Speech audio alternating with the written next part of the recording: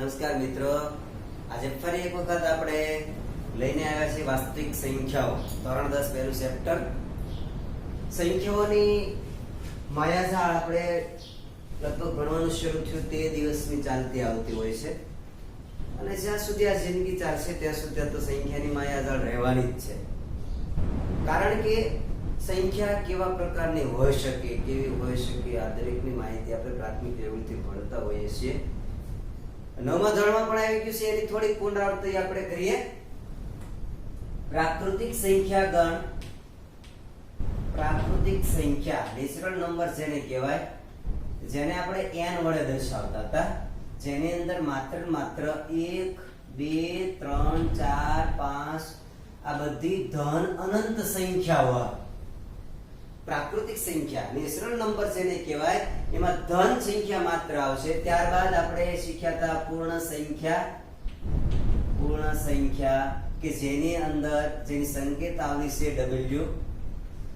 તો એની અંદર સંખ્યાઓ કઈ કઈ આવશે તો કે 0 1 2 3 4 ધન 0 સહિત ધન સંખ્યાઓ આવશે. અનંત સુધી એ પછી સંખ્યા કેટલે સુધી જાય એ નક્કી ન કહી શકાય. ત્યારબાદ પૂર્ણાંક સંખ્યા. પૂર્ણાંક સંખ્યા અર્થાત z હોલ નંબર્સ કહેવાય, zln કહેવાય. આની અંદર ઋણ અને ધન દરેક સંખ્યાઓનો સમાવેશ થશે.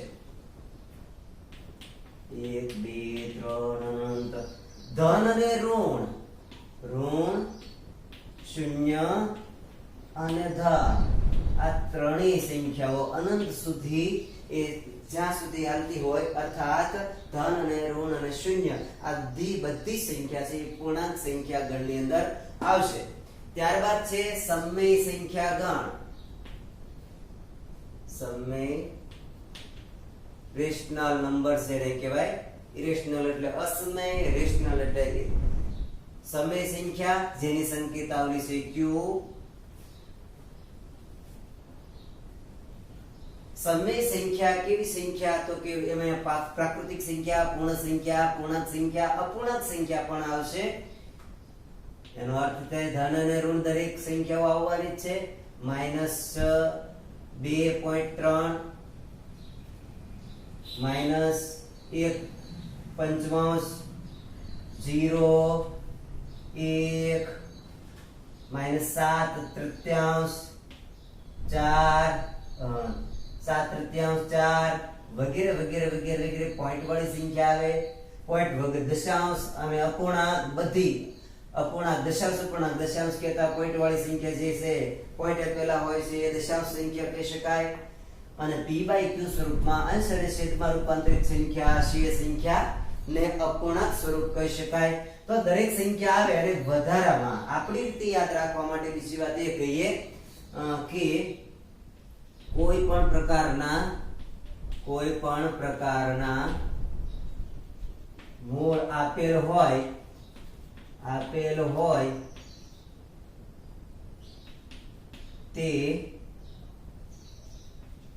મૂળ નીકળી શકતી હોય, નીકળી શકે તેવી સંખ્યાને સમય સંખ્યામાં સમાવેશ કરી શકાય. તો આમાં વાત એ આવી કે પ્રાકૃતિક આવશે, પૂર્ણ આવશે, પૂર્ણાંક આવશે, અપૂર્ણાંક આવશે, દશાંશ વાળી આવશે. અને વિશેષ તમને આ વાત કરી તે મૂળ આપેલું હોય, કોઈ પણ પ્રકારનું મૂળ આપેલું હોય, મૂળ નીકળી શકે તેવી સંખ્યાઓ, એવી સંખ્યાનો સમાવેશ પણ એ આ આપેલા ગણની અંદર અથવા કે સમય સંખ્યાની અંદર જેનો સમાવેશ થઈ શકે. આ જે સૂચના આપી છે એને અનુરૂપ જોઈએ તો અહીંયા આપણને આપે કે 1/16 √16 અર્થાત 1/4 આ 16 નું વર્ગમૂળ નીકળી શકે છે તો એ સમય સંખ્યા. ત્યારબાદ ઘનમૂળમાં 512 કે 512 નું ઘનમૂળ નીકળે છે 8 તો એ સમય સંખ્યા કહી શકાય ખરી. જે પ્રકારનું મૂળ આપેલું છે અને એ મૂળ નીકળી શકે તો એને આપણે સમય સંખ્યા કહેશું. અને કદાચ ન નીકળે તો એને શું કહેવું? મૂળ ન નીકળે એવી સંખ્યા હોય તો એના માટે ઇરેશનલ નંબર જેને કહેવાય, ઇરેશનલ, જેને ગુજરાતીમાં આપણે અસમય સંખ્યા કહીએ છીએ, જેની સંકેતાવલી છે I, ઇરેશનલ નંબર. આપેલી બધી સંખ્યા એક પણ સંખ્યા ઇરેશનલ નંબર્સમાં ન આવે, અર્થાત અસમય સંખ્યામાં તે આવતી હોય તેવી આપણે જોઈએ તો આપેલી એક પણ સંખ્યા આમાં ન આવે. તો મારે માત્ર એટલું જ તેમાં સૂચના તમને આપવાની છે. મને કીધું તમને વર્ગમૂળ 8/5, 8 નું વર્ગમૂળ ન નીકળે, આપણે તો ન નીકળે તેવી વાત છે. એટલે આપણે એની સૂચના એ રીતે આપી શકાય, કોઈ પણ પ્રકારનું મૂળ આપેલું હોય, કોઈ પણ પ્રકારની મૂળ ની નિશાની આપી હોય, નિશાની હોય અને તે મૂળ ન નીકળે તો તે સંખ્યા સમય હોય.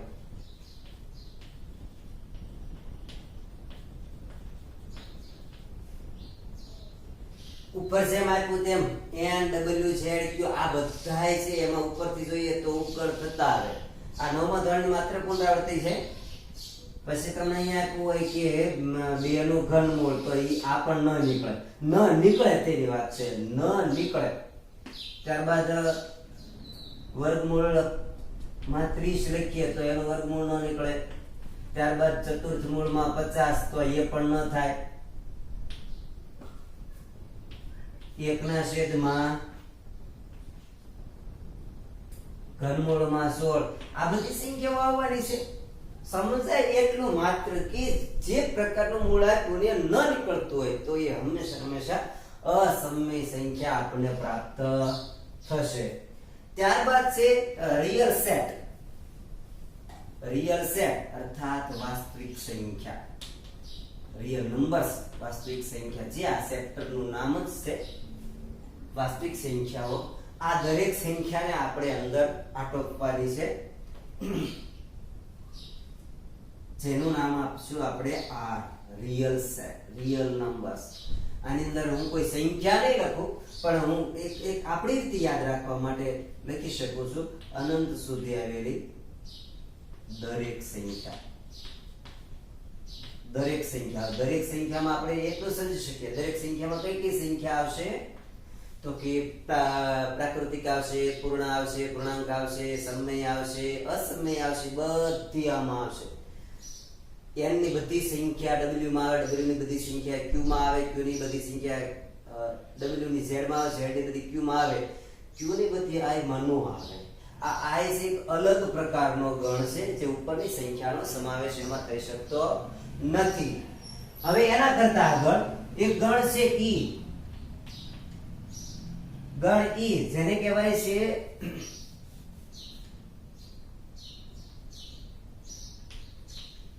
સમ સંખ્યા, સમ કહેતા બેકી.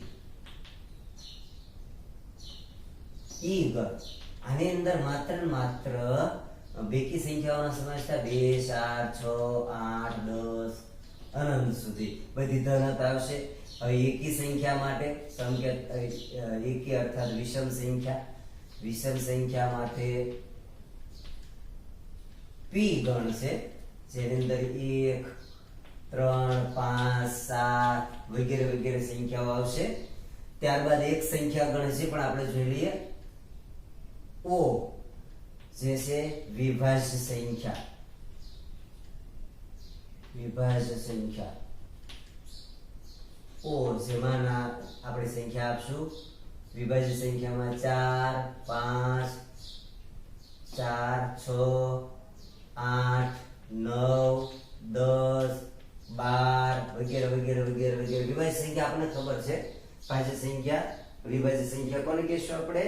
કે કોઈ પણ સંખ્યાના 2 કરતા વધારે અવયવો પડતા હોય તેવી સંખ્યાને આપણે વિભાજ્ય સંખ્યા કહીએ છીએ. ફરી એક વખત, જે સંખ્યાના 2 કરતા વધુ અવયવો પડતા હોય તેવી સંખ્યાને આપણે વિભાજ્ય સંખ્યા તરીકે ઓળખી શકીએ છીએ. પછી અવિભાજ્ય સંખ્યા. તો અવિભાજ્ય સંખ્યાની વ્યાખ્યા છે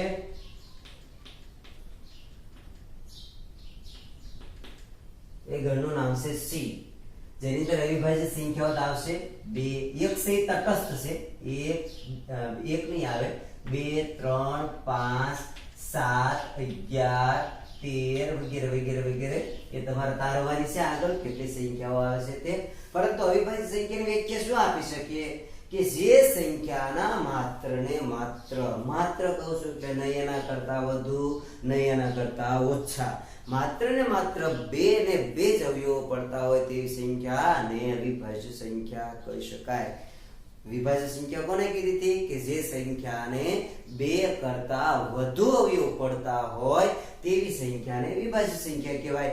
વાત તટસ્થ સંખ્યાની પણ કરી લઈએ સાથે સાથે કે તટસ્થ સંખ્યા કોને કહીશું તો કે તટસ્થ સંખ્યા હંમેશા એને માત્ર ને માત્ર અનન્ય અવયવ પડે, અર્થાત એક અને માત્ર એક જ અવયવ પડે તે સંખ્યાને આપણે તટસ્થ કહીશું. જેની અંદર એક છે એને એક જ અવયવ પડે.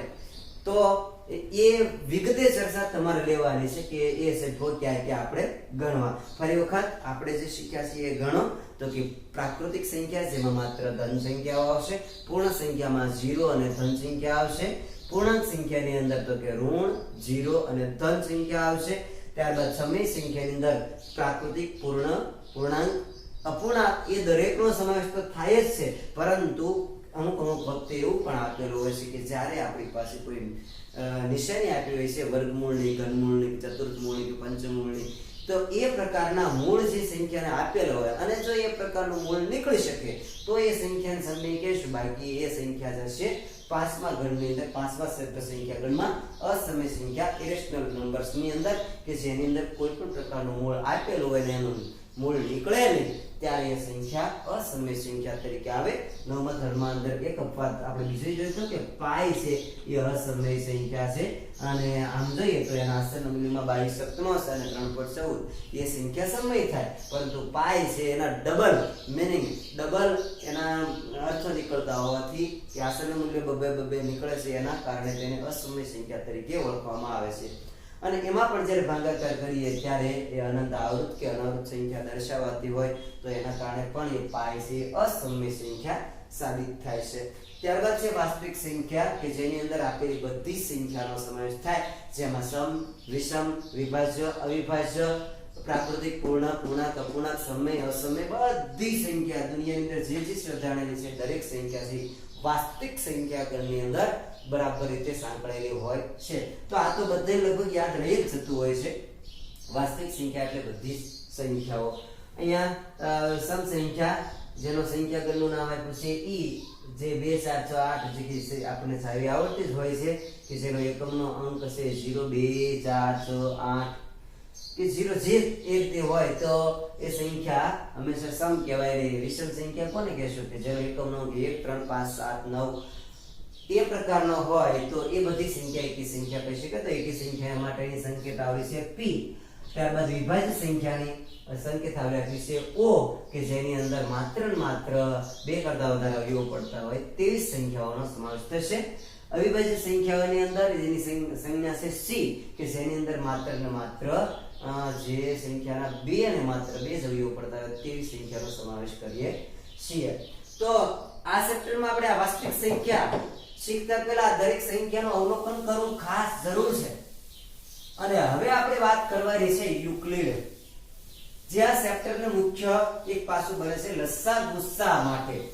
યુક્લિડની ભાગ વિધિ આપણું ચેપ્ટર જે બહુપદી હતું તો બહુપદીની અંદર પણ એક સૂત્ર આવતું હતું. પછી આપણે યુક્લિડ ઉપર ઉતરીએ કે જેથી કરીને કેટલી સમકક્ષ સમાનતા કેટલી થાય છે એ આપણે જોઈ લઈએ.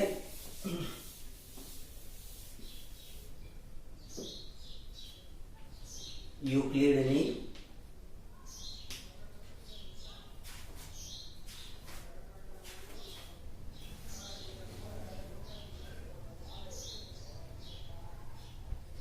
યુક્લિડનું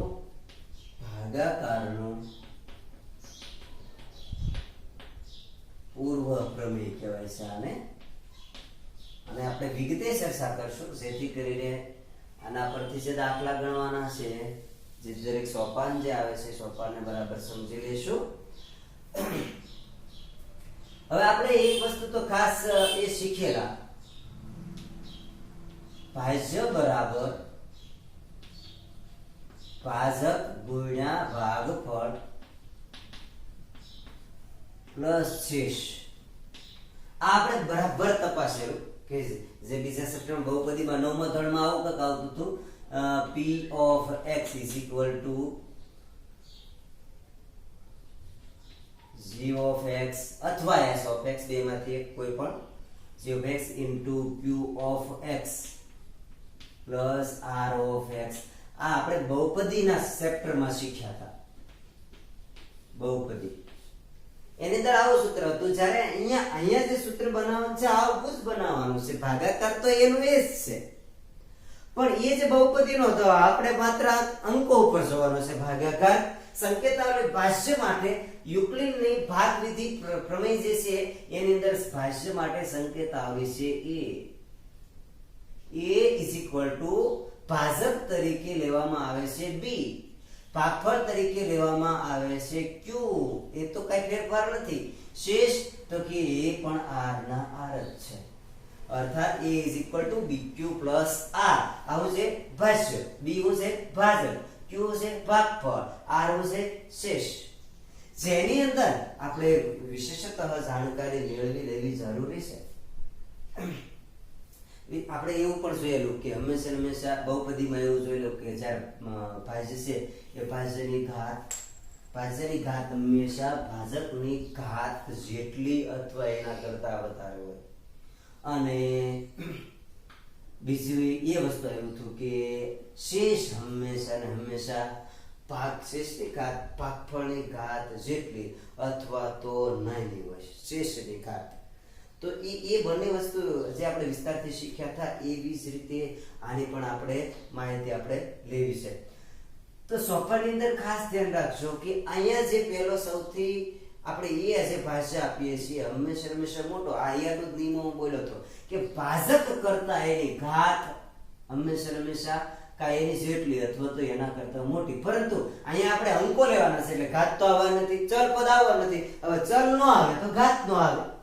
તો અહીંયા ઘાત નથી, સંખ્યા છે. તો સંખ્યા માટે આપણે માત્ર એટલું વિચારશું કે ભાજ્ય હંમેશા મોટો હશે, ભાજક એના કરતા નાનો હશે. ભાગફળ અને શેષ તો કે શેષ કરતા ભાગફળ મોટો હશે, શેષ નાની હશે. તો એ રીતનું જ્યારે થતું હોય ત્યારે આ પ્રકારનું આપણે સૂત્ર લઈને આપણે યુક્લિડની ભાગવિધિ કરવાની છે. અને પછી આપણે એના ગુસ્સા કરવાના છે. યુક્લિડની ભાગવિધિથી માત્ર ગુસ્સા થઈ શકે, લસા ન થઈ શકે.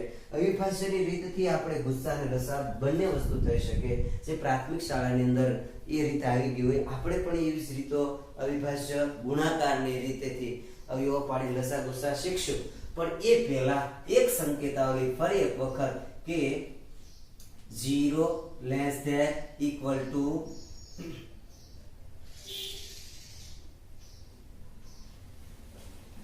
r less than b. b અર્થાત ભાજક. ભાજક હંમેશા શેષ કરતા મોટો હશે અને શેષ કાં તો 0 હશે અને 0 કરતા મોટી પણ હશે. આના ઉપર તારવણી એવી તારવશું, શેષ હંમેશા 0 અથવા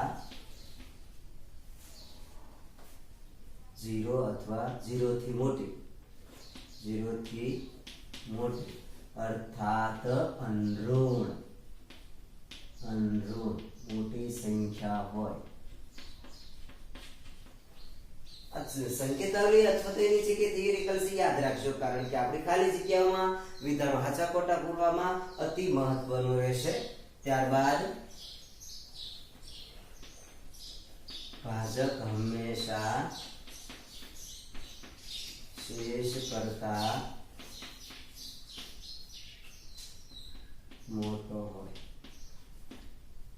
શેષ મોટી થઈ જાય તો પછી ભાગ હાલતો હોય, પણ શેષ તો નાની જ થવી જોઈએ.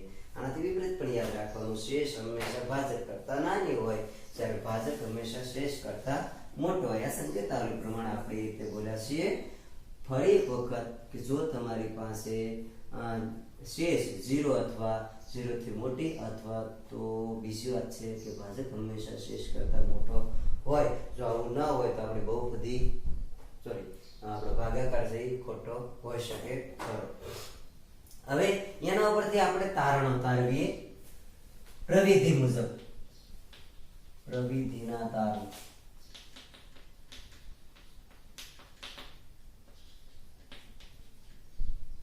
જો b = 2 હોય તો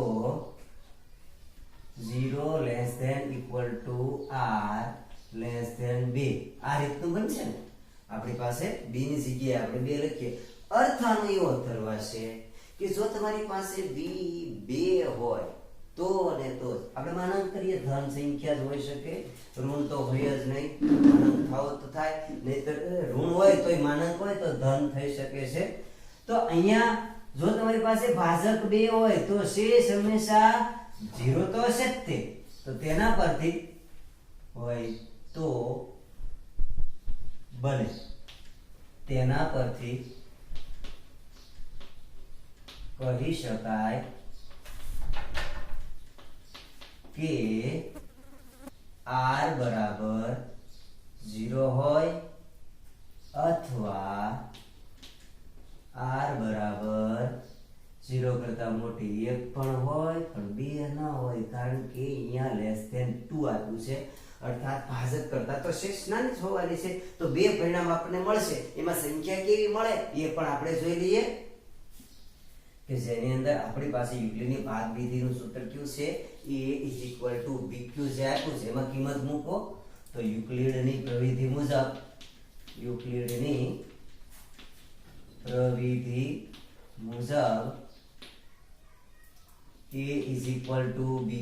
+ r જેમાં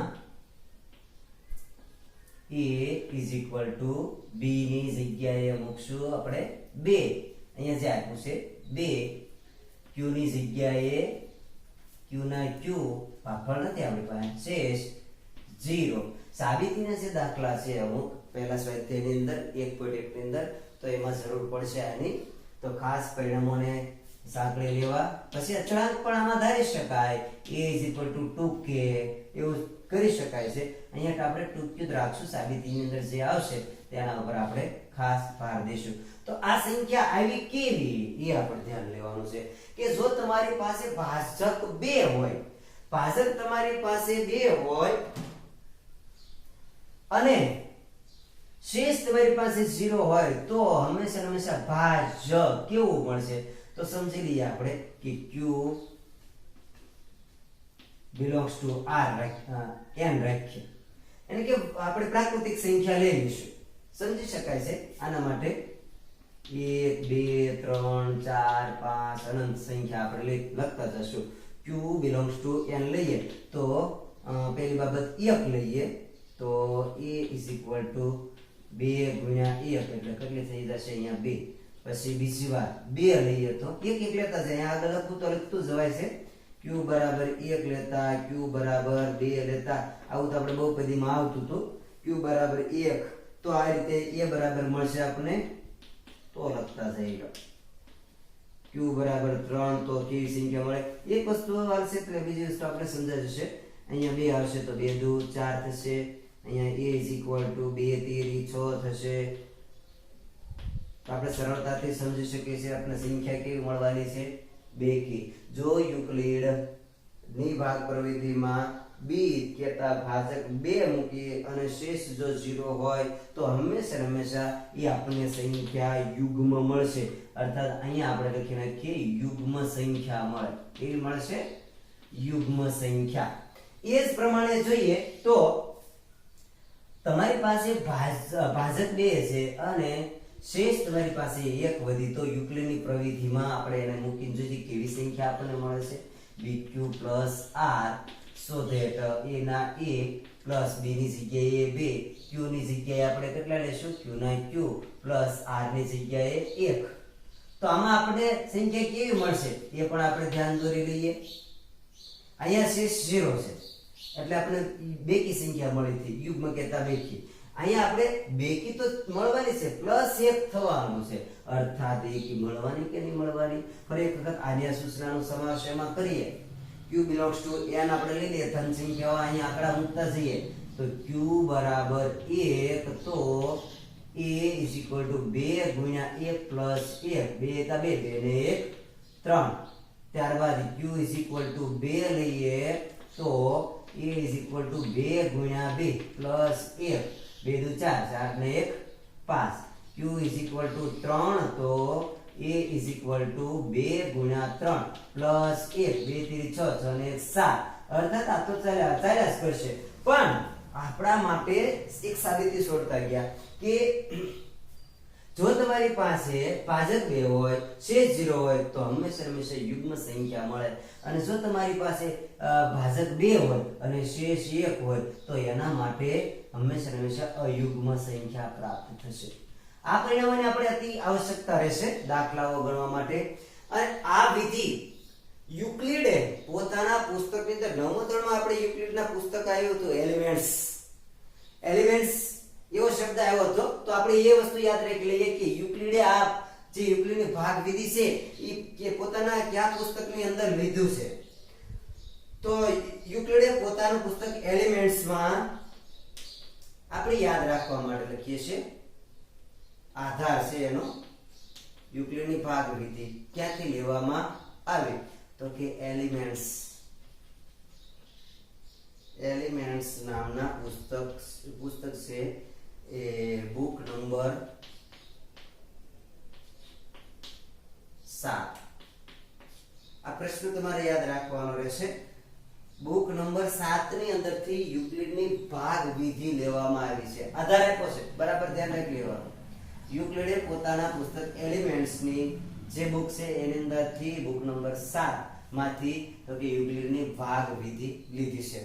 હવે થોડુંક એના કરતા વધારે આગળ વધીએ કે ભાજક તમારી પાસે 2 હતો તો આ પ્રકારે તમને પરિણામો મળતા હતા, એકી અને બેકી સંખ્યાઓ પ્રાપ્ત થતી હતી. પરંતુ જો તમારી પાસે ભાજ્ય કદાચ 2 કરતા વધારે હોય તો કેવા પરિણામ મળે છે એને પણ જોઈ લઈએ આપણે.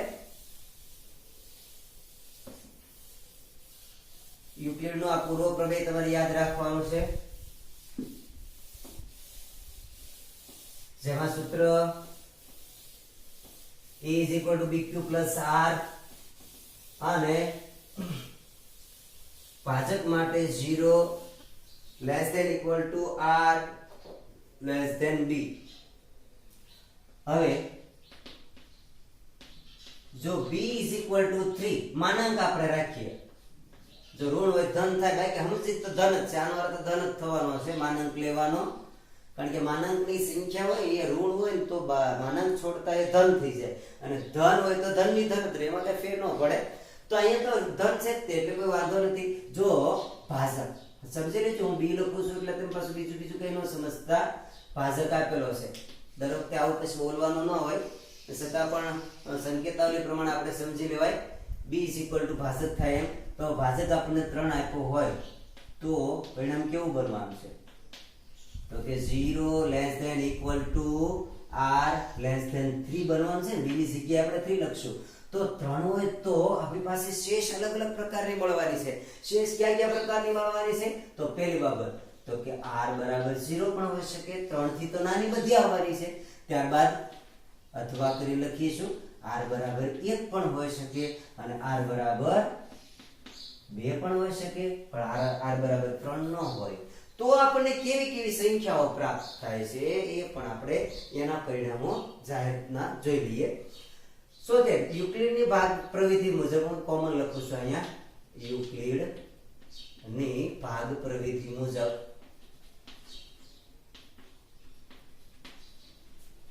સૂત્ર છે આપણી પાસે a is equal to bq plus r. ક્રમશઃ મૂકીએ આપણે. a ની જગ્યાએ એના a, ભાજ્યના ભાજ્ય, b ની જગ્યાએ લેવાના છે 3, q ના q પ્લસ r આપણી પાસે કેટલો છે 0, અર્થાત આ તો 3 ના ગુણકમાં આવી. હવે ત્રણના ગુણકમાં સંખ્યા આવે કેવી? ફરી એક વખત તો આપણી પાસે પાછું 3q આ પ્રકારની મળશે.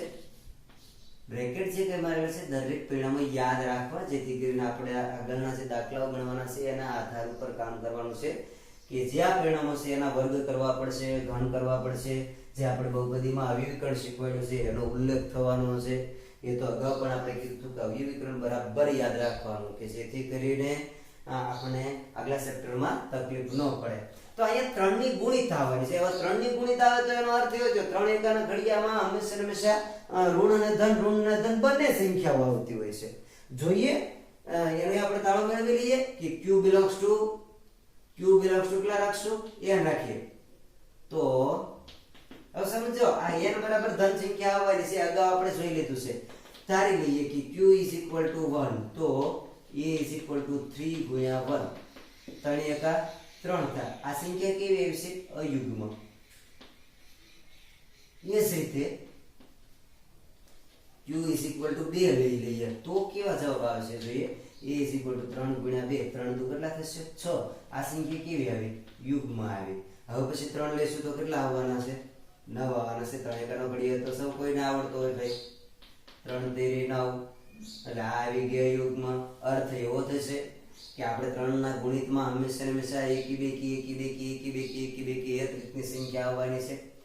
તો યાદ એ આપણે રાખવું છે જો ભાજક તમારી પાસે 3 હોય તો હંમેશા એ સંખ્યા અયુગ્મ અને યુગ્મ એમ મળશે.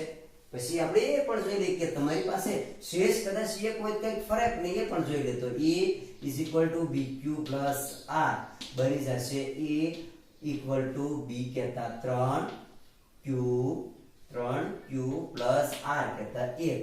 આ પ્રકારનું સૂત્ર આપણી પાસે બન્યું. સંખ્યા બની.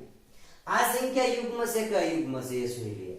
આ યુગ્મ બે સીધી સાબિત થઈ. હવે અહીંયા પણ આપણે જોઈ લઈએ 1 2 3 લેતા રહીએ. આપણી પાસે જે લીધેલું છે એની પ્રક્રિયા લઈએ તો q = 1 તો જોઈએ a = 3 ગુણ્યા 1 + 1 3 એકા 3 ને 1 7. આ સંખ્યા કેવી આવી આપણી પાસે? યુગ્મ. પછી q = 2 તો a = 3 ગુણ્યા 2 + 1 3 દુ 6 ને 1 7. આ કેવી આવી ગઈ? અયુગ્મ. તો q = 3 લઈ લો તો a = 3 ગુણ્યા 3 + 1 3 તેરી 9 3 તેરી 9 અને 1 10. આ સંખ્યા કેવી આવી? યુગ્મ. અર્થાત આપણે સમજી લઈએ કે જ્યારે તમારી પાસે શેષ 0 હોય તો એ તે યુગ્મ કે યુગ્મ આવે. શેષ તમારી પાસે 1 હોય તો પણ યુગ્મ કે યુગ્મ આવે. શેષ તમારી પાસે 2 હોય તો કેટલા આવશે? તો પણ એનો જવાબ હંમેશા એનો એ પાસે જો 3 હોય તો એ સંખ્યા હંમેશા ભાગફળ ઉપરાંત શેષ 0 1 ને 2 વધતી હોય તો એ કે યુગ્મ ગમે તે હોઈ શકે એવું આપણે તારણ તારવી શકશું. આ a ના a b ની જગ્યાએ આપણે લીધા છે 3, q ના q અને r આપણે લીધા છે 2. આ પ્રકારની સંખ્યા બની. હવે એ સંખ્યા કેવી થાય છે જોઈએ તો કે q = 1 લઈએ તો 1 = 3 ગુણ્યા 1 + 2 3 એકા 3 3 ને 2 5. સંખ્યા બની અયુગ્મ. ત્યારબાદ q = 2 તો a = 3 ગુણ્યા 2 + 2 3 દુ 6 6 ને 2 8. સંખ્યા બની યુગ્મ. q = 3 તો a = 3 ગુણ્યા 3 + 2 3 તેરી 9 9 ને 2 11. આ બની સંખ્યા યુગ્મ. અર્થ આપણે તારવીએ શીખીએ છીએ કે આપેલી દરેક વસ્તુ તમે બરાબર ધ્યાનથી તપાસશો. આપણે તો આપણા પરિણામોને જ ધ્યાનમાં લેવાના છે સાબિતી માટે, પરંતુ આપણને એ સંખ્યા કેવી મળે. જ્યારે આપણી પાસે અહીંયા ભાજક 2 હતો તો યુગ્મ અલગથી મળે. એના માટે a = 2q આવ્યું હતું અને અયુગ્મ જે હતી તો a = 2q + 1 હતું. એવી જ રીતે અહીંયા તમારી પાસે b = 3 લ્યો તો શેષ 0 વધે તો 3q આવે તો પણ યુગ્મ ને યુગ્મ બંને સંખ્યા મળે. શેષ 1 લઈએ તો પરિણામ આપણને મળે a = 3q + 1 તો પણ યુગ્મ ને યુગ્મ મળે. જો શેષ 2 હોય તો પરિણામ મળે a = 3q + 2. પરંતુ પરિણામ તો એના એ જ રહ્યા. યુગ્મ કે યુગ્મ કોઈ પણ સંખ્યા પ્રાપ્ત થઈ શકે. બરાબર, આ પરિણામોને તમારે ધ્યાનમાં લેવાના રહેશે. એ જ રીતે આપણે થોડુંક એના કરતા વિશેષ આગળ વધીએ. જો તમારી પાસે b = 4 હોય તો આપણે કેવા કેવા પરિણામો મળે છે એને આપણે ધ્યાનથી તપાસશે. b = 4 બેકી સંખ્યા તો અહીંયા લઈએ છીએ તો અહીંયા આપણે 4 મૂકશું. 0 ≤ 1 4 તો એનો અર્થ થયો કાં તો શેષ 0 હોય, શેષ 1 હોય, આપણે એનાથી નાના જોવાના છે, કાં તો શેષ 2 હોય અથવા શેષ 3 પણ હોઈ શકે. 4 પરિણામ મળે પણ એમાં કેવી કેવી સંખ્યાઓ મળે એ માત્ર આપણે જોવાનું છે. એકી અને બેકી આપણે જે તારવવાનું જ્યારે થાય એ જ પરિણામ આપણે લેવાના રહે. તો પરિણામ માત્ર લેવાય તો ભલે, એકાદ પરિણામ આપણે જે પણ આગળ કિંમત મૂકીને જોઈ લઈશું. યુક્લિડની પ્રવિધિ મુજબ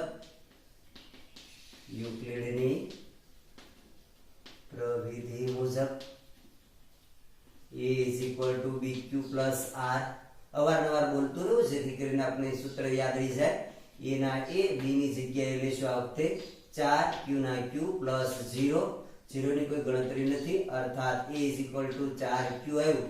હવે 4 ની સાથે ગુણકમાં હોય તો હવે આપણે એટલું તો ખબર હોય કે જો 4 નો ઘડિયો લઈ બેકી સંખ્યા જ આવે, એકી સંખ્યા આવે નહીં. કારણ કે 2 ના ઘડિયામાં 4 આવે છે, બેકી જ છે તો બેકી સંખ્યાનો ગુણકમાં બેકી જ આવશે, એકી આવી શકે નહીં. 4 × 4 = 8, 4 × 13 = 12, 16 × 4 = 25, 4 × 27, અર્થાત યુગ્મ સંખ્યા જ આપણને પ્રાપ્ત થશે. પણ ક્યારે?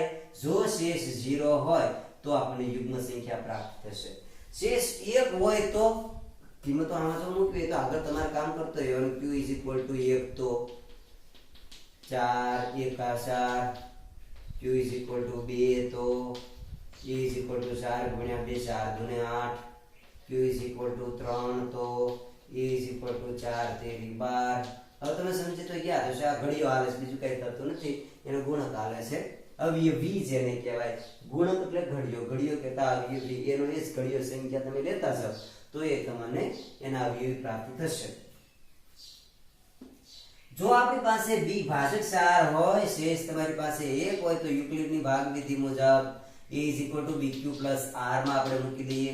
a બરાબર a ના a, b ની જગ્યાએ લેશું 4, q ના q + r ના 1. આ પ્રકારની આપણી પાસે પરિણામ પ્રાપ્ત થયું. તો એટલું તો સમજી જ ગયા છો કે આપણે 4q જ્યારે માત્ર તો બેકી સંખ્યા આવતી હતી, એમાં +1 કરીએ તો એકી સંખ્યા આવે ના આવે.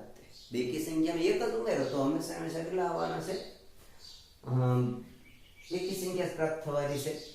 તો આપણે તો જાણીશ થોડા ગણા છે તો આપણને ખબર પડી જ ગઈ હોય એક ઉમેરાણો છે એટલે એ સંખ્યા આવવાની છે એકી. જોઈએ q = 1 તો 4 × 1 = 4 + 1 એટલે 5 થશે. q = 2 તો a = 4 × 2 + 1 4 × 8 = 9. q = 3 તો a = 4 × 3 4 × 12 અને 1 13. બરાબર સમજી શકો છો આ સંખ્યા આવશે અયુગ્મ સંખ્યા. હવે જોઈએ કે શેષ તમારી પાસે 2 હોય, b = 4 છે તો યુક્લિડની ભાગવિધિ મુજબ આપણે કેવી સંખ્યા પ્રાપ્ત થશે? bq + r. a ની જગ્યાએ a ના a, b ની જગ્યાએ લેશું 4, q ના q + r લેશું 2. તો આમાં 2 ભર્યા, 0 ભલે 2 કી આવતી હતી, 1 ભલે 2 કી આવતી, 2 આપણી પાસે આમાં ઉમેરણ થશે તો બેકી સંખ્યા લાવવાની છે. તો કિંમતો મૂકી જોઈએ. q = 1 તો a = 4 × 1 + 2, 4 × 4 = 6. q = 2 તો a = 4 × 2, 4 × 8, 8 × 2 10. q = 3 તો a = 4 × 3, 4 × 12 અને 12 ને 2 થશે 14. અર્થાત આપણે આવું સમજી શકીએ છીએ આ બધી સંખ્યા કેવી આપણને પ્રાપ્ત થવાની છે? બેકી યુગ્મ.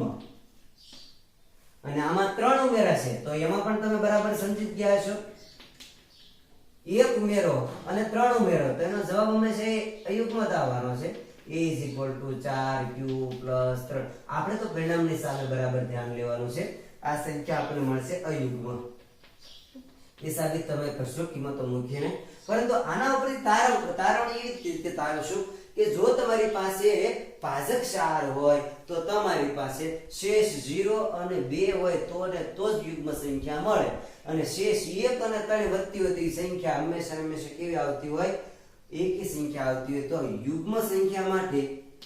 યુગ્મ સંખ્યા માટેના પરિણામો છે 4q અને 4q + 2 ઉપરાંત કે તથા અયુગ્મ સંખ્યા માટે પરિણામ આપણી પાસે ક્યાં મળવાના છે તો કે 4q + 1 અને 4q + 3 મળે આપણે પરિણામ પર બરાબર ધ્યાન દોરશું કે જે જુદે માટે પડ્યું કે સાબિત કરવાનું તો આપણે કેવી સંખ્યાઓ પૂછવામાં આવે છે તો કયા પરિણામો આપણે લઈને સાબિત કરી શકીએ એને ધ્યાનમાં લેવા માટે જ હું અહીંયા પરિણામો અલગ અલગ તારવું છું તો હવે એના કરતા આગળ જોઈએ તો સ્વાધ્યાય 1.1 લેતા પહેલા ગુસ્સા અને લસા વિશે થોડી ઘણી નીચે વાત કરવી પડશે પછી આપણે કેવી રીતે યાદ રાખવું એ પણ જોઈ લઈશું પછી યુક્લિડની ભાગવિધિ જોઈએ આપણે લસા અને ગુસ્સા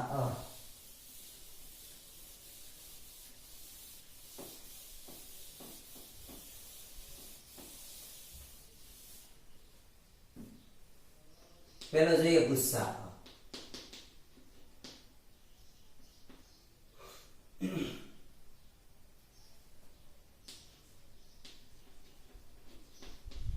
least common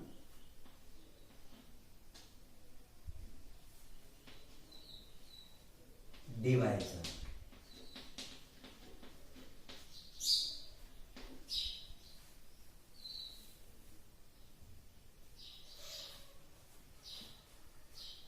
અથવા તો ગ્રેટેસ્ટ બોલાશે greatest common factor divisor common divisor ટૂંકું નામ જીસીડી આવા નામથી પણ દર્શાવે છે જીસીડી ગુરુત્તમ સામાન્ય અવયવ ગુરુત્તમ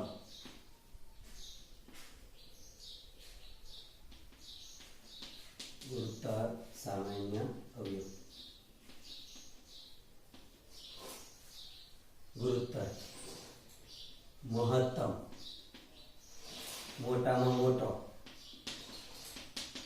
આ શબ્દો એ માટે લખે દાખલા ગણવામાં ઘણી કરતા ખાલી મહત્તમ જ હોય મોટા મોટી સંખ્યા શબ્દો એવો શબ્દ આપ્યો હોય તો આપણે હલવી જઈએ કે આનું એમાં ખબર કેમ પડે કે ગુસ્સા શબ્દ છે લસા તો એ માટે શબ્દો બરાબર ધ્યાન રાખવા હવે સંકેતાવલી એવી હોય છે કે ગુસ્સા આપણે સંખ્યા આપણી પાસે છે સંખ્યા a અને b માટે આપણે ગુસ્સાનો સંકેત કેમ લખાય સંકેતમાં આપણે જે ઉપયોગ થાય છે એ રીતે જોઈએ તો ડિવાઇઝર a, b બોલાય સંકેતમાં ડિવાઇઝર ઓફ a, b a અને b જે સંખ્યાઓ છે એનો ગુસ્સા કાઢવો અથવા તો એવું પણ લખી શકાય h of a, b લખી શકાય પછી g of a, b લખી શકાય અથવા પણ આપણે જે તર ઉપયોગ લેવાનો છે એ d of a, b તરીકે ઓળખી શકશું જૂના અભ્યાસક્રમોમાં તો કે h of a, b રીતે આવતું હતું તો મોટામાં મોટી સંખ્યા સામાન્ય આપણે ગુસ્સા તો જોયો તો સંખ્યાઓ આપણે લીધી હોય મોટા મોટો અવયવ એટલે બંનેમાં આવતો હોય તેવો બે કે બે થી આપણે તો યાદ રાખવા માટે બે કે બે થી વધુ સંખ્યા માટે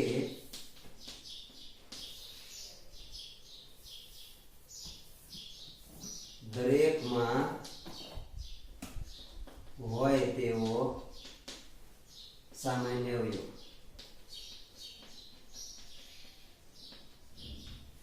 દરેકમાં હોય તેવો એ આ બે સંખ્યા તો બંને હોય તેવું બોલાય, ત્રણ હોય તો ત્રણમાં ત્રણેયમાં હોય તેવો અવયવ બોલીએ છીએ, પણ દરેકમાં હોવો જોઈએ. અને મોટા મોટો એના કરતા પછી વધે એની અંદર કોઈ થાય નહીં. એવો જ બીજો ભાગ જે આપણી પાસે છે, પછી બેને કોમન આપણે કરવું છે લસાઅ. લસાઅ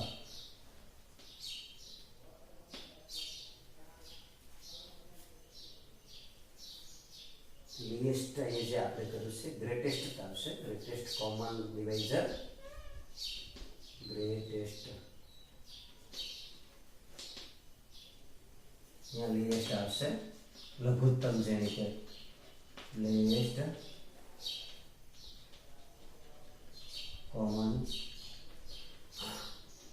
મલ્ટીપ્લાય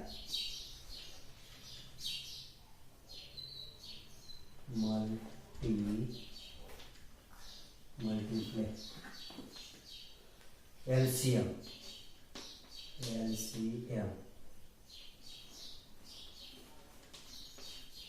આવો આપી શકાય છે. સંકેત એનો કહી શકાય આમાં લઘુત્તમ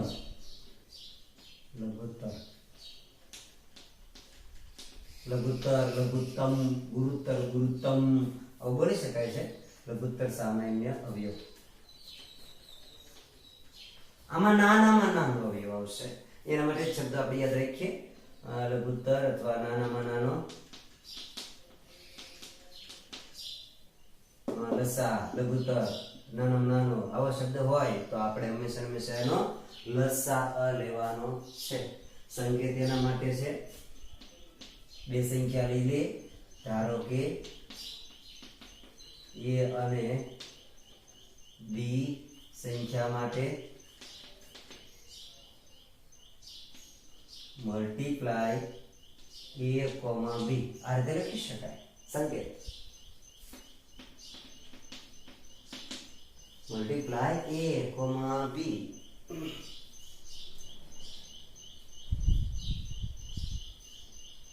ગુસ્સા અને લસા આની અંદર આપણે જે સંખ્યાઓ આવશે એ દરેકની બધી સંખ્યા, દરેકના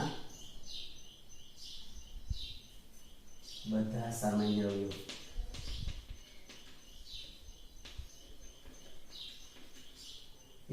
બે હોય કે બે થી વધારે સંખ્યા હોય, ટૂંકમાં એમ બોલાય કે બે ના બધા, ત્રણ હોય તો ત્રણ ના બધા, ચાર હોય તો ચાર ના બધા. પણ એની અંદરથી આપણને ખબર કેમ પડશે કે આપણે એ લીધા છે? તો સામાન્ય રીતે જોઈએ તો આપણે એક સંખ્યા આપણે લઈએ 12 અને એક સંખ્યા છે આપણી પાસે 22.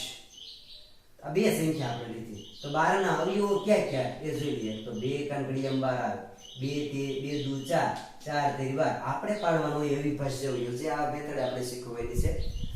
જે પ્રાથમિક શાળામાં તો આ રીતે નિસરણી પદ્ધતિથી શીખ્યા હોય, આ રીતનું કર્યું હોય. 12 ના અવયવો પાડો તો કે 2 6 12, 2 તેરી 6, 3 એકા 3 આ શીખ્યા હોય. 22 ના અવયવ પાડવો હોય તો કેવી રીતે આવશે? તો કે અહીંયા 2 લેશું તો અહીંયા 11 કરશું, અહીંયા 11 તો અહીંયા 1 પૂરું થઈ ગયું. ત્યારે તો 22 ના અવયવ આપણી પાસે આવી ગયા છે 2 અને 11. આ બે અવયવો પડ્યા. હવે એમાં ગુસ્સા અને લસા આપણે શોધવું છે. ગુસ્સા કેમ શોધવો, લસા કેમ શોધવો, એ એનો અવયવ છે એ પણ આપણે દર્શાવી દઈએ. ગુસ્સા શોધવા માટે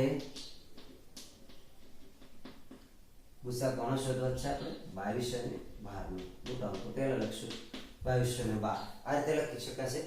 બે કે બે થી વધુ સંખ્યા માટે દરેકમાં હોય તેવા સામાન્ય અવયવ, સામાન્ય એટલે બંનેમાં હોય તેવા ગુસ્સા. તો કે આમાં મોટા મોટો અવયવ કીધો, મોટા મોટો બે માં હોય એવો કયો છે? તો માત્ર બે. આ એનો ગુસ્સા થઈ ગયો. અને લસામાં આપણે શું કર્યું?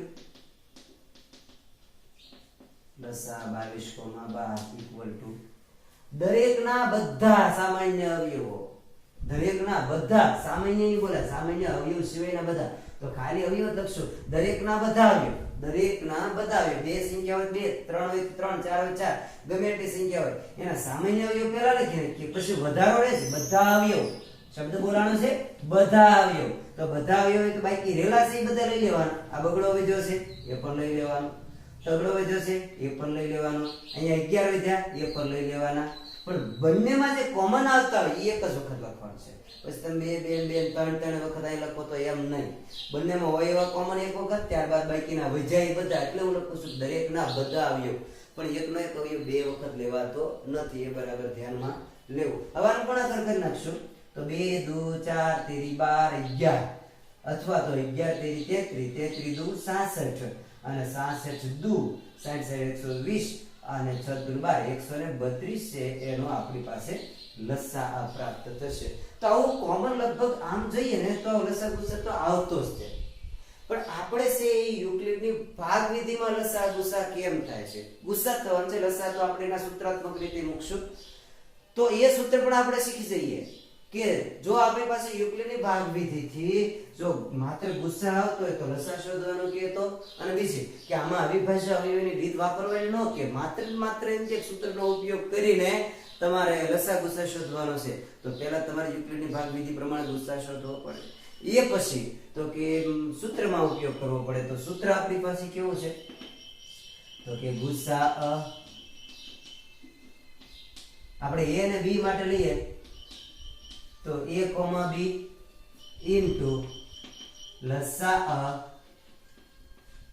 a, b ઇક્વલ ટુ આપેલી બંને સંખ્યાનો ગુણાકાર a ગુણ્યા b ab. આ રીતે મૂકી શકીએ. જો સંકેતાવલી પ્રમાણે મૂકતા હો તો આપણે ડિવાઇઝર લેવાનું છે. d of a, b into લસાઅ માટે m of a, b equal to ab. આ રીતે પણ આપણે સૂત્ર મૂકી શકીએ ખરા. ઘણી વખત માત્ર એવું લખ્યું હોય કે ગુસાઅ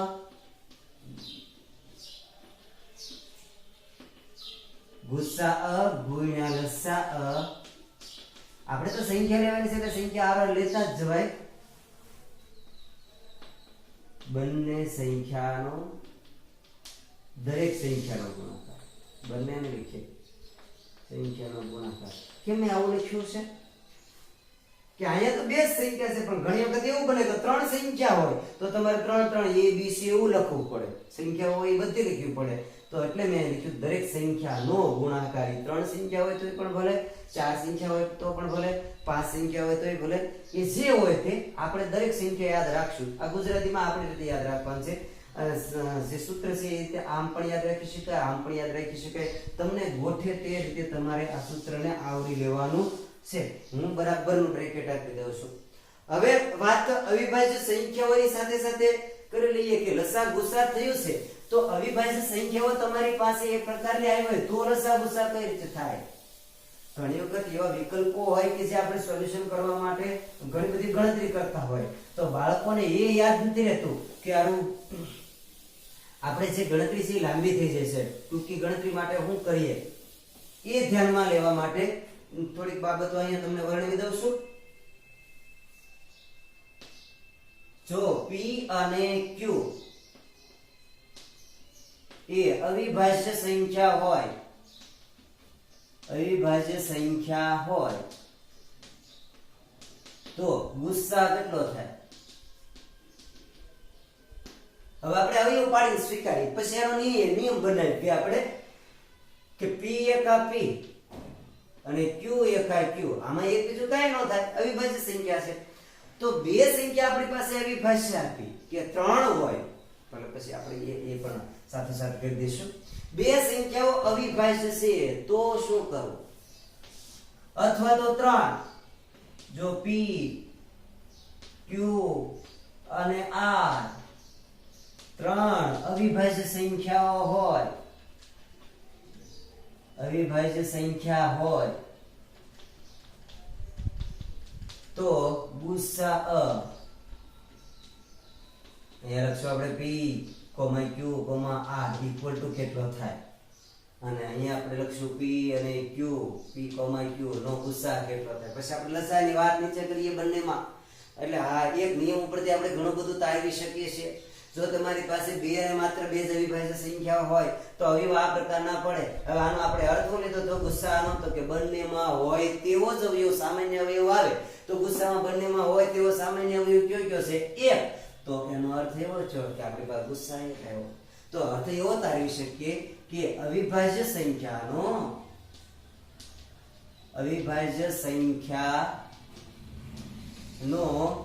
ગુસ્સા હંમેશા એક અને માત્ર એક જ એટલે કે અનન્ય હોય. આ બે માટે મેં કોમન લખ્યું છે એટલે લંબેલાવી રીતે તમને દર્શાવી દીધી છે. બંને માટે કોમન. પછી રસાયણની વાત આપણે કરવી છે. તો આમાં એવું થશે p એકા p q એકા q r એકા r ત્રણેયમાં હોય એવો એક જ અવયવ છે માત્ર એક. તો બે સંખ્યા હોય કે ત્રણ સંખ્યા હોય કે ચાર સંખ્યા હોય કે ગમે તેટલી સંખ્યા હોય, પરંતુ અવિભાજ્ય જો સંખ્યાઓ આપી હોય તો એનો ગુસ્સા હંમેશા એક અને માત્ર એક જ થાય. એ જ રીતે એના લસાઅની વાત કરીએ. લસા કેમ આવશે? p, q. પણ કેવી સંખ્યા છે આપણી પાસે? અવિભાજ્ય. બે અવિભાજ્ય સંખ્યાઓનો લસા કેટલો થાય? તો હવે આની આ વાત આપણે કરી કે q એકા p એકા p q એકા q આપણે આ રીતે લખ્યું. હવે આનો નિયમ આપણે શું કીધો કે લસા એટલે બંનેના બધા અથવા તો દરેકના બધા. તો એક તો કોમન છે, એક તો લઈ જ લેવાનો રે. ત્યારબાદ વધ્યા એ લેવાના. આ કોમન છે લઈ લે, સામાન્ય છે લઈ લે. બાકી વધારો છે કે p, પછી વધારો આવ્યો q. તો આનું તો p એકા p અને p ગુણ્યા q તો કે p q q. તો આના ઉપરથી આપણે નિયમ ઉતારશું. બંનેમાં જોઈ લઈએ આપણે. લસા p, q, r equal to કેટલા થાય? p એકા p, q એકા q, r એકા r, r એકા r. તો આની અંદર એક તો આવી ગયો, ત્યારબાદ p આવશે, q આવશે, r આવશે, અર્થાત p q r. આ ત્રણે ત્રણ સંખ્યાનો ગુણાકાર આવશે. આના ઉપરથી આપણે એ પણ તારવણી કરી શકીએ કે અવિભાજ્ય સંખ્યાનો લસા હંમેશા તે દરેક સંખ્યાના ગુણાકાર જેટલો થાય. બરાબર ધ્યાનમાં લઈ લેશો. જ્યારે અવિભાજ્ય સંખ્યાનો ગુસ્સા લઈએ તો હંમેશા એક અને અવિભાજ્ય સંખ્યાનો લસા લઈ લઈએ તો હંમેશા તે સંખ્યાના ગુણાકાર જેટલો આવશે. તો સ્વાધ્યાય 1.1 ની અંદર દાખલા આપ્યા છે. યુક્લિડની ભાગ પ્રવિધિ મુજબ ગુસ્સા શોધવો. યુક્લિડની ભાગ પ્રવિધિ મુજબ ગુસ્સા શોધવાનો છે. અહીં એક આપણને રકમ આપી છે 135 અને 225. તો સૌથી પહેલું કામ એ કરવાનું છે, આમાં મોટી સંખ્યા કઈ છે એને આપણે ધ્યાનમાં લઈ લઈએ. તો કે અહીં 225 ગ્રેટર ધેન 135 છે. તેથી યુક્લિડની ભાગ પ્રવિધિ મુજબ સૂત્ર દરેકને હવે યાદ રહી ગયું છે. a bq r, જેમાં a કહેતા ભાજ્ય હંમેશા મોટો ને મોટો જ હશે. તો 225 અહીંયા લખવાના છે. b કહેતા ભાજક કહેતા નાની સંખ્યા કઈ છે? 135. હવે આપણે સાદો ભાગાકાર શીખતા હોઈએ તે રીતે પણ હું તમને હાથ તકતો જાઉં છું. 225 ને વધવાનું નહીં, 135 નો ઘડિયો આપવાનો. તો 135 225 તમારે જ્યાં સુધી ન સમજાય ત્યાં સુધી આ ઊભા ભાગાકાર કરીને કામ કરી લેવાનું. 225 ભાગ્યા 135 તો 135 એકા 135 થાય. 135 તો 270 થઈ જશે. 135 એકા 135 વધારો આપણી પાસે રહેશે 0 અને 12 માંથી 3 જશે તો 9, 1 માંથી 1 જશે તો 0, અર્થાત 90 શેષ વધી. તો ભાગફળ કેટલું આવ્યું? q કહેતા ભાગફળ, જે આપણે સૂત્રમાં આને આતરી દીધું હતું. દરેકને કઈ રીતે બોલાય છે, કોના માટે કઈ સંકેત આવે છે આપણે જોયું હતું. તો q કહેતા ભાગફળ, તો ભાગફળ 1 તો એને ગુણ્યા 1 કરવાનું, પ્લસ સરવાળો શેષ r કહેતા શેષ કેટલી વધી? 90, એને અહીંયા લખી નાખવાની છે. આ થઈ ગયું આપણું એક સ્ટેપ તૈયાર થઈ ગયું. હવે બીજા સ્ટેપમાં કામ કરશું 135 જે આપણી પાસે ભાજક છે ને એ ભાજકને આપણે બનાવી નાખવાનું છે હવે ભાજ્ય, અને જે શેષ છે એને બનાવી નાખશું હવે ભાજક. હવે પાછો ભાગાકાર કરી નાખવાનો. એમને જો ભાવતું હોય તો એ જ કરવાનું છે, નો ભાવે ત્યાં સુધી તમારે આ રીતે ભાગાકાર કરવાનો રહેશે. 135 ભાગ્યા 90 એકા 90 વધારાના વધ્યા છે આપણી પાસે 45. તો 1 વડે ભાગ આવ્યો એટલે ગુણ્યા 1 કરવાના, પ્લસ શેષ કેટલી વધી 45, તો અહીં લખવાના 45. હવે આપણે બનાવી નાખશું ત્રીજા સોપાનની અંદર 90 જે ભાજક હતા એને બનાવી નાખી ભાજ્ય, શેષ 45 જે હતી એને બનાવી નાખી ભાજક.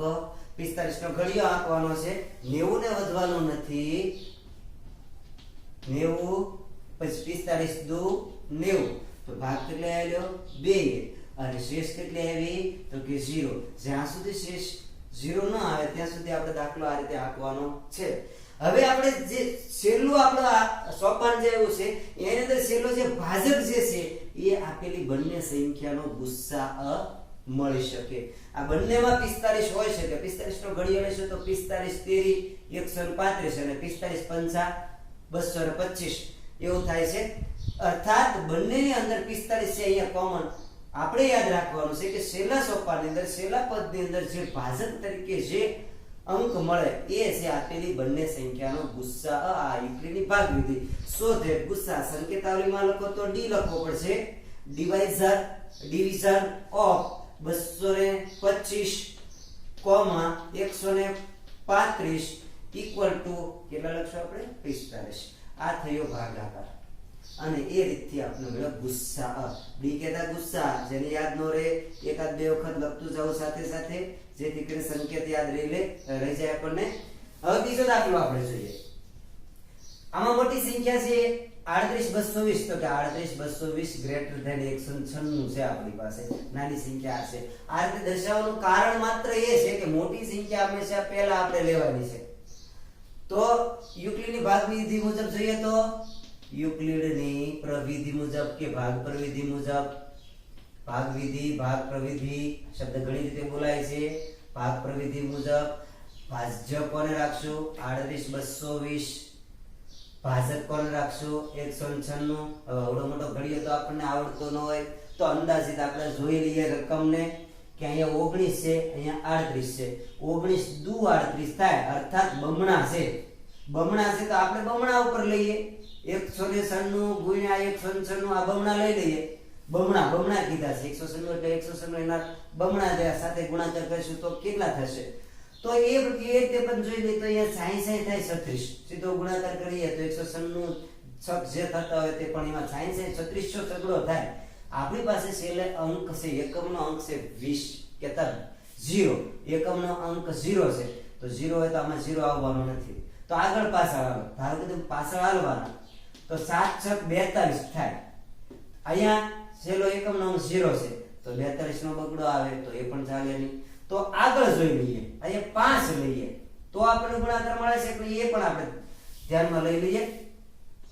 5 છક 30, 30 ની શૂન્ય. વાહ, અહીંયા 0 આવ્યો છે તો કદાચ આનો ગુણાકાર એ હોઈ શકે. જોઈએ એનો ગુણાકાર આખો જોઈ લેવાનો છે. 3 અંકો સાથે ગુણાકાર છે એટલે એકમ દશકની 2 શૂન્ય મૂકશું. એક સાથે ગુણાકાર એટલે ફટકે ઝડપથી કામ કરશો 196. ત્યારબાદ 9 સાથે ગુણાકાર લેવાનો છે તો એકમ દશકની શૂન્ય. 9 છક 54 વધી 5, 9 ને 81, 81 5 86 વધી 8, 9 એકા 9, 9 ને 8 17. હવે 5 સાથે 5 છક 30 વધી 3, 5 9 45, 45 3 38, 45 3 48, 48 નો 8 વધી 4, 5 એકા 5, 5 ને 4 9, 0, 4 8 12 નો બગડો વધી 1, 9 1 10, 10 ને 12, 22 નો બગડો વધી 2, 2 9 11, 11 7 18, 18 વધી 1, 1 1 1 3 38 3 220. એક્ઝેક્ટલી આપણી પાસે એનો એ જ અંક મળે છે. અર્થાત 195 196 ને કેટલા વડે ગુણાકાર કરશો 195 વડે. તો આપણી પાસે શેષ કોઈ પણ પ્રકારની વધશે નહીં. 196 ગુણ્યા 195 એટલે 38 220 થાય. તો 38 220 માંથી 38 220 જાય તો શેષ 0 મળે. તો એક સ્ટેપમાં દાખલાનો જવાબ આવ્યો. અર્થાત આપણે કહીશું so that divisor equal to comma 38 220 196 equal to બંનેની અંદર હોય એવો ગુસ્સા કેટલો હશે 196. બંનેની અંદર અંક હોય તેવો 196. બીજું આના પર થોડી થિયરી તારી દઉં છું તમને કે જે અમુક એવી સંખ્યાઓ આવે ત્યારે આપણને ઝડપથી ઉકેલ મળે કે જ્યારે તમારી પાસે કોઈ બે સંખ્યા બે કે બે થી વધુ સંખ્યા બે કે બે થી વધુ સંખ્યામાંથી નાની સંખ્યા ગુસ્સા મળે તો તે સંખ્યાઓનો લસાઅ હંમેશા મોટી સંખ્યા જ મળે. આ માત્ર આપણી જાણકારી પૂરતું છે, દાખલાની સરળતા ખાતર. હવે કોઈ આપણા ગણિતમાં ઉલ્લેખ નથી. બે કે બેથી વધુ સંખ્યામાંથી નાની સંખ્યા ગુસ્સા મળે. હવે આ બે સંખ્યા છે એમાંથી નાની સંખ્યા 196 ગુસ્સા આવી ગયો. તો તમને આની આ બે સંખ્યાનો જો લસાઅ પૂછે તો આખો વિષય આપણે લખી શકીએ કે એનો ગુસ્સા હંમેશા 38 220 જ મળે. જો આપણે એને સૂત્રમાં મૂકી દઈએ તો 38 220 આવે. પણ એ આપણે આગળના દાખલાઓમાં જોવાનું છે સૂત્ર રીતે કઈ રીતે લસાઅ કે ગુસ્સા શોધી શકાય તે. ત્રીજા દાખલાની વાત કરીએ તો 867 ગ્રેટર ધેન 255 છે. મોટી સંખ્યા 867 છે. સો ધેટ યુક્લિડની પ્રવિધિ મુજબ ભાગ પ્રવિધિ મુજબ સૂત્ર આપણી પાસે છે. દર વખતે બોલતા રહેશું જેથી કરીને સૂત્ર ભૂલાય નહીં.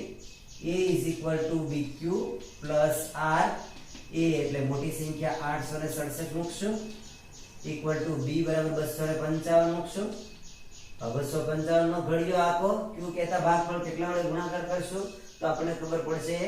તો એક રીતે જોઈએ તો 25 નો ઘડિયો કે 25 3 75 750 થાય છે. તો 255 તેરી કદાચ 255 તેરી 3 5 15 1 25 75 76 આનાથી વધ્યું નથી.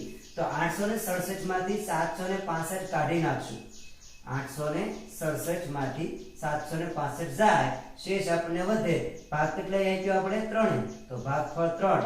શેષ વધારો અને બાદબાકી થાય એટલી. 7 માંથી 5 જાય તો 2, 6 માંથી 6 જાય તો 0, 8 માંથી 7 જાય તો 102 એની શેષ મળશે. આગળનું સોપાન, આગળનું વિધાન જોઈએ તો 255 ને બનાવી નાખશું અહીંયા ભાજ્ય, 102 ને બનાવશું ભાજક.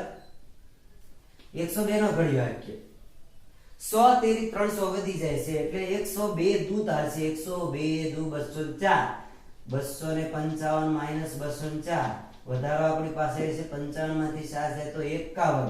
તો અહીંયા શેષ જે વધી છે એને પ્લસ કરીને લખશું 51. આગળનું સ્ટેપ જોઈએ તો 102 ને આપણે બનાવી નાખશું હવે ભાજ્ય અને ભાજક બનાવશું 51 ને. ઘડિયો આકી 51 નો 51 દુ 102, 102 માંથી 102 જાય તો 0. આપણી પાસે છેલ્લા પદની અંદર જે અંક મળ્યો છે ભાજક તરીકે એને લેશું ગુસ્સા. So that D of 867 comma 255 equal to 51.